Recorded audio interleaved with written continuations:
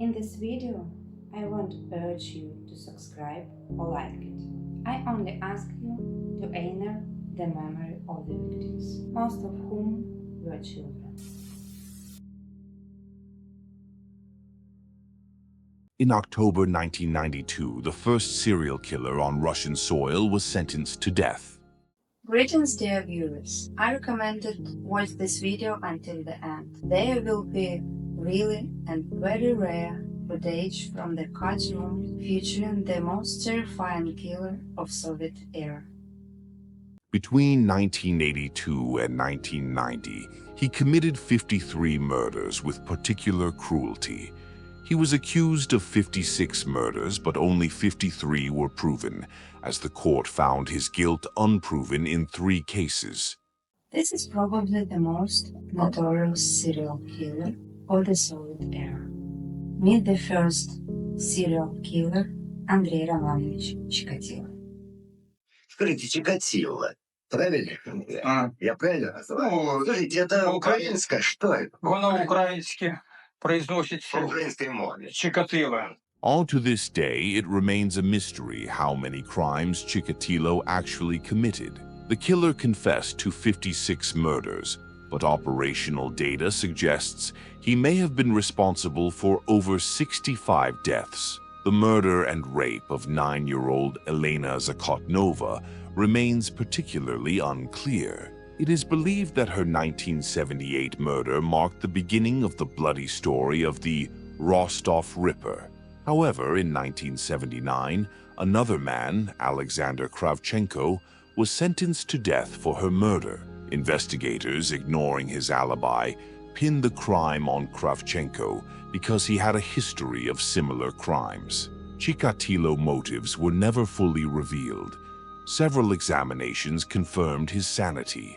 He killed, raped, and mutilated his victims' bodies, fully aware of his actions. During the trial, he tried to feign insanity, shouting phrases like, "I'm pregnant." He claimed he signed confessions under torture and drugs and accused the judge. However, everything indicated that the rapes, murders, and cannibalism were ways to satisfy his sexual deviations, and Chikatilo fully understood his abnormalities. His crimes indicated an extreme form of frottage, achieving orgasm not through intercourse but by rubbing his genitals against clothing, often in crowded places. He also exhibited necrosadism, desire to desecrate bodies, pedophilia, and necrophilia. For some reason, experts dismissed Chikatilo's homosexuality despite his killing and abusing at least 21 boys aged 6 to 16. Doctors explained this as revenge for childhood traumas. Chikatilo was born on October 16, 1936, in the small Ukrainian village of Yablachne, during the time of famine and cannibalism. His childhood was marked by his mother's stories of his older brother being eaten. During World War II, he witnessed mass shootings and spent a night in a pit with corpses, and his mother was raped by Nazi soldiers in front of him, later giving birth to a daughter. A failed encounter with a neighbor who tried to seduce the 40-year-old Andrei, which ended without intercourse, caused such trauma that he avoided from the girls a long time. At 15, he found sexual satisfaction by touching a 13-year-old friend. These events clearly influenced his sexual life. Chikatilo was impotent, and during attacks, he used a knife as a substitute for his penis. Multiple stabbings mimic sexual movements, leading to erection. Sexopathologists concluded that Chikatilo suffered from ejaculation issues, but in some cases, touching the victim with his penis was enough for satisfaction, usually post-mortem. He killed first and raped afterward. Chikatilo's atrocities and murders showed no gender distinction in his mind. Chikatilo did not commit his crimes only in the Rostov region. His actions extended to Adygea, Zaporizhzhia, Leningrad, Moscow, Sverdlovsk regions, and even Tashkent. His traveling job facilitated this. He killed only children and young women, his youngest victim being 6 years old.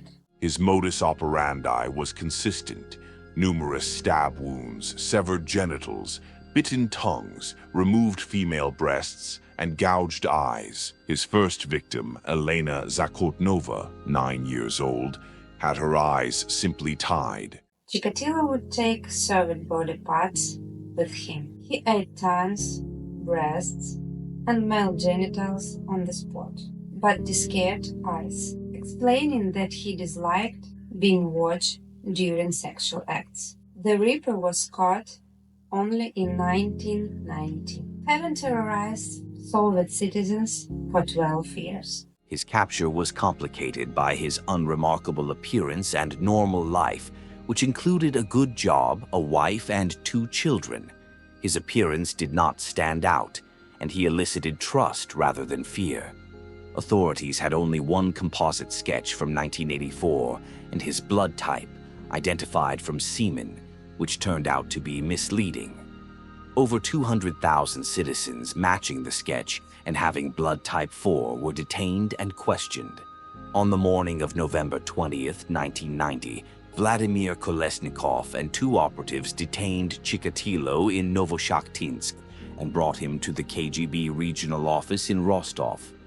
On November 22nd, Chikatilo confessed to the murders but refused to discuss details, claiming his psyche couldn't handle it. Investigators brought in psychiatrist Alexander Bukhanovsky, and after talking to him, Chikatilo wrote to the prosecutor, I wanted treatment for a long time, but rarely got help, relying on Chumak and Kashpirovsky. I am ready to testify about crime I committed. On November 30th at 10:45 a.m., Chikatilo was charged with 35 murders, rapes, and acts of sodomy committed between June 13, 1983 and November 6, 1990. He read the indictment and immediately confessed to everything. On December 1st, he began detailed testimonies, recounting murders from 1978 to 1990, increasing the victim count to 56. He testified 7 hours daily until December 7, 1990. KGB officers struggled to restrain themselves from shooting Chikatilo in the office due to the horrific details. Many hardened officers became emotional. Chikatilo drew detailed maps of each crime scene, making only one error: locating a murder site 70 meters off. During field trips to crime scenes, he demonstrated on a mannequin how he killed, mutilated, and cannibalized his victims. Interrogators learned that Chikatilo's blood type was actually 2, not 4, as the semen analysis suggested. This rare phenomenon meant his blood different other bodily fluids, a fact unknown at that time. If not for this unique trait, he might have been caught much earlier. On December 11, 1990, Chikatilo wrote the confession to the prosecutor of USSR, ending with, I wish for my case to be fully resolved. The investigation concluded on August 20th, 1991, during the perestroika and the collapse of the Soviet Union. While Chikatilo's crimes were committed in the USSR, he was tried in Russia. The trial began on April 14, 1992. In the courtroom, relatives of the murdered children and women were present. Ambulance doctors were on constant standby, providing assistance during the sessions, which continued despite anyone feeling unwell. Это тут, по-моему, других просто объяснений не будет. Вы лежите на жертве, наносите удар, она под вами сопротивляется, хрипит, ворочается, вы его держите и в это время тыкаете ножом. Вот это одна входная рана и несколько раневых каналов. А вот вращение в жертве ножа, это никак не объяснить. Это, кроме, если объяснить причинение особых страданий и мучений, больше, на мой взгляд, объяснить нечем. Либо вы можете что-то еще придумать.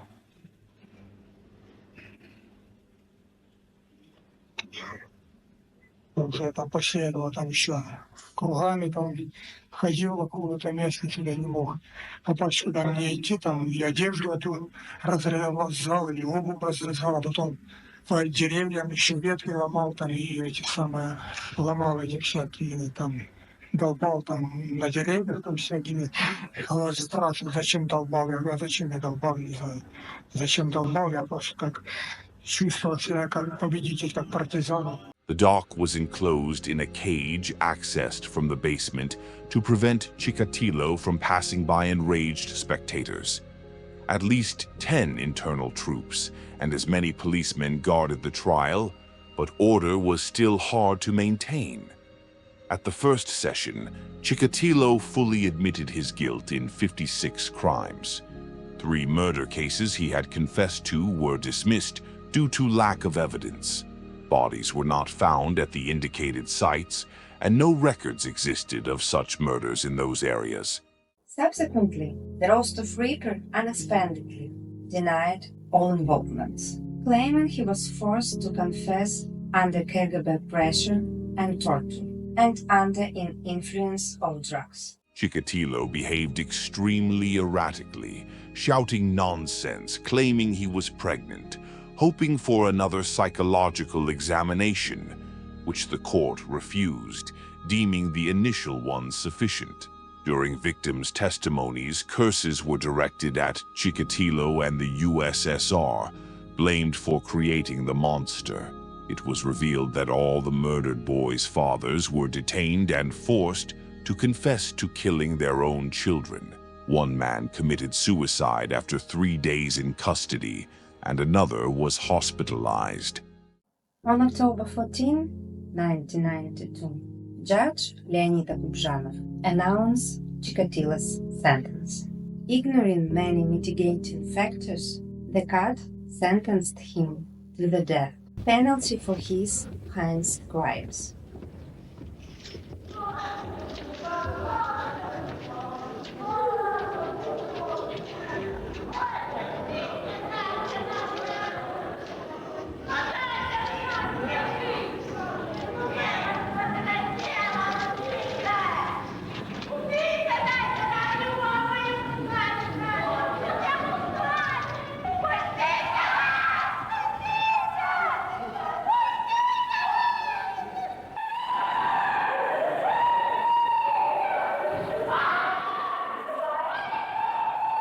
Он же нас всех погубил. Мы его сами судить будем.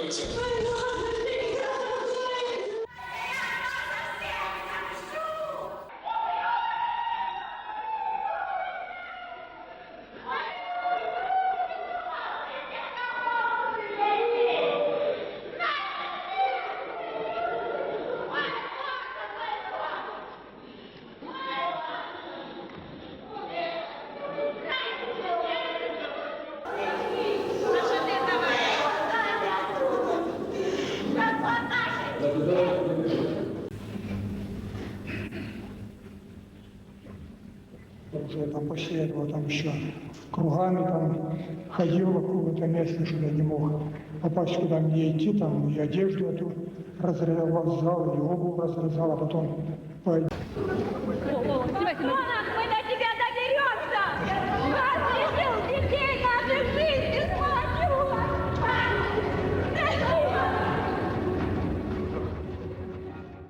Поднимайте подсудимого.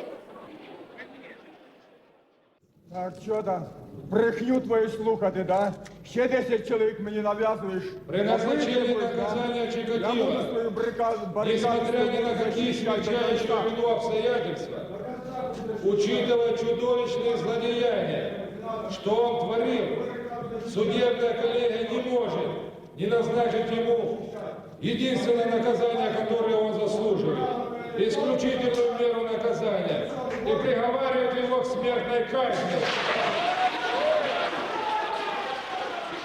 On January 9, 1993, Chikatilo's clemency plea was denied. The Soviet Union's most notorious serial killer was executed by shooting on February 14, 1994. the anniversary of Rostov-on-Don's liberation from the Nazis. Since then, this date is celebrated as a significant holiday in the city and region. Although other Soviet serial killers had more victims and began their crimes earlier, they were discovered much later. The Rostov Ripper was the first widely known, and at that time there were no special techniques or tools for quickly catching such criminals. Horrifying as it may sound, thanks to Chikatilo, Russian law enforcement developed special methods for catching similar offenders, leading to quicker arrests of subsequent serial killers. Soon, we will release a story about Russian serial killer who murdered, raped, and ate children over 50 years. Вы сожалеете о том, что вы совершили все-таки какое-то раскаяние в вашей душе появилось за последнее время? Я не знаю, за что раскаиваться. Мне сколько поналепили, поношили, я не знаю, сколько мне там поношили десятков. И еще на 70, еще явку с повинной там мне еще пришили там. Последний вопрос. Скажите, что вы думаете о, так сказать, финале своей жизни? Думаете ли вы о смерти? Я уже не знаю, я уже на том свете давно, я уже меня убивали уже много раз убивали. Я уже давно на том свете уже живу, уже мне ничего отрезали от того мира, уже мне в том мире ничего не осталось, уже ничего.